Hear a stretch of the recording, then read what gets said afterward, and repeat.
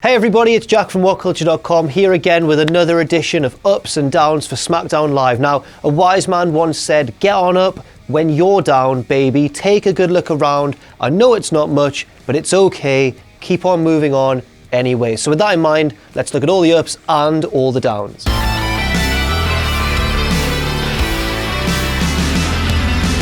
Well, the first match of the night saw Bray Wyatt take on Kane. We saw it at the last pay-per-view.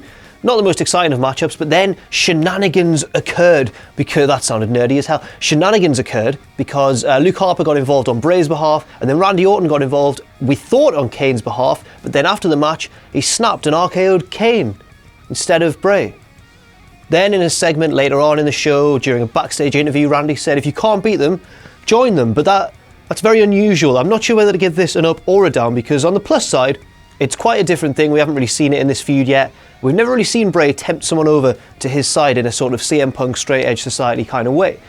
However, this is WWE, and you kind of just get the feeling that it's going to lead absolutely nowhere. It's going to be all a ruse by Randy to lure Bray into a false sense of security, and then during a big significant match that they have, maybe at Survivor Series, Randy will turn back and hit him with the RKO and pick up the win. I'm like 80 to 90% sure that's what's going to happen probably.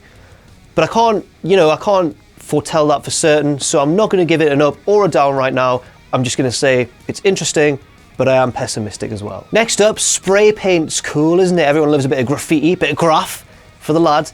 Wrestling's cool as well. When you mix the two together, it's awesome spray paint wrestling fun. And Alexa Bliss brought back the old trope for her segment against Becky Lynch, where the two cut a promo on one another. Alexa was a lot better on the mic, it pains me to say. And then Alexa jumped Becky, Becky fought back, but then Alexa regained the upper hand and spray painted a yellow streak on her back, implying that she's a coward. Let's look back at some of the other great spray painting incidents. Daniel Bryan spray painted Randy Orton's car. Edge spray painted Alberto Del Rio's car. DX spray painted everything, even when they were too old and it wasn't cool anymore. And my favourite use of the spray paint has to be over in WCW, when the NWO would spray paint the backs of their victims. Bring back this. Good on you, Alexa. It's an up. Hello. Hello. Good. Get involved. Get in the shot. Get in the next point. Get involved. Pachi's refusing to get involved. He's crushed this. You're not even apologetic. This is a joke. No, keep it rolling. Keep it rolling. Keep this in. Shame on you. Good luck with fast count. It's ups and downs. Whatever. Dickhead. That's quite good. That humanises the show. It shows that, it's not a perfect little cube. The office isn't. We're not all like Sims in our own little world. It's very real and emotional. Real things happen like that. Real friction, real tensions, real friendships. Let's move on with the next point on Smackdown Live. Next, we had the first of a few matches to decide the participants in the SmackDown vs. Raw traditional Survivor Series elimination matches. A fantastic idea. Really enjoying what SmackDown are doing at the minute, building towards their various, matches at pay-per-views through little intricate yet perfectly formed storylines. This was a match between the Hype Bros and the Ascension, and probably correctly, in my opinion, the Hype Bros won. They'll progress to the tag team match at Survivor Series. Is it just me who thinks that SmackDown will get all their stuff in order? But way before Survivor Series, they'll have 3 squads ready to go out and, dominate Raw. And Raw will wake up hungover on the morning of Survivor Series and be like, we need some teams. And they just bring out, the Boogeyman and Buff Bagwell and, Ahmed Johnson. So that match was simple, but it was certainly an up. And the next match I'm going to give an up to as well. That's Natalya versus Nikki Bella for a spot in the Women's Survivor Series elimination match. Like the previous match, there wasn't anything too complex going on here. Nikki Bella picked up the clean win, which I agree with. Natalya has that ongoing backstage friction with Daniel Bryan, which is a good, it's something for her to do. It's a good direction for her, which could lead to greater things in the future.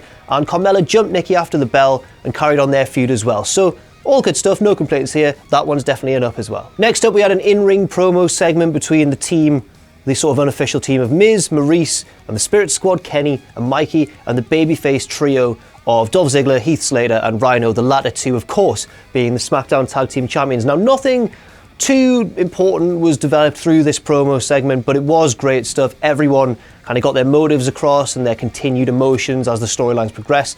And Heath Slater delivered the line of the night by a mile, in my opinion, when he said that he'd invested in some stocks in Puerto Rico. He's been tricked by the Shining Stars over on Raw. Well done to Heath for getting over two of the sort of most creatively stagnant men on Raw. Not through any fault of their own, but creative, to use the term, really does have nothing for them. It's one of the most one-note gimmicks in WWE at the moment, but Heath is trying his best to get that over as well, so fair play to Heath. Great segment overall, this one's an up to. We then had a title match for the Smackdown Tag Team Championships between Heath and Rhino and the Spirit Squad, and it went exactly as, you know, you or I would have booked it. Heath and Rhino won, they looked strong, but Kenny and Mikey almost won through heel shenanigans. So the champs look strong, the heels look crafty. It's another up. It's just boring when you've got nothing to complain about. I'm sure Ross will. I'm sure he'll find some sort of, there was a bit of fluff on the floor, what the was that? Piss off. And finally, the excellent main event. I've spoiled it already, I'm giving it an up. The excellent main event for a championship match if Dean Ambrose won against the current WWE champion, AJ Styles, with James Ellsworth at ringside. Now, I've flip-flopped a lot between ups and downs regarding James Ellsworth for the past couple of weeks. I've never been quite sure what to give him.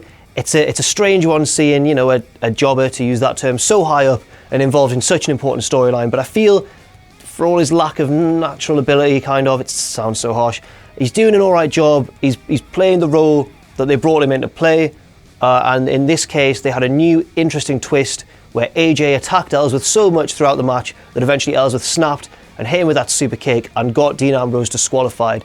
Ambrose sold this perfectly, he was devastated, and I'm really, really looking forward to seeing where this goes next week. Will Ambrose brutally beat the shit out of Ellsworth? Will they have a match with each other? Will he accept him? Will he forgive him, and accept him back as his friend? Who knows? But it's a fantastic sort of main event, great in-ring action and great storyline stuff as well. What an episode of Smackdown Live. So that's all for now on this week's Ups and Downs from Smackdown Live. Did you agree? Did you think it was as good a show as I've made it appear here? Or did you disagree and think there were some flaws? Let us know what you think in the comments below. But once again, thank you very much for watching. I've been Jack from WhatCulture.com. You can follow me on Twitter at Jack_the_jobber. Shout out to Richard on the editing. Shout out to Pachili for barging in like a specky bison. And I'll see you soon.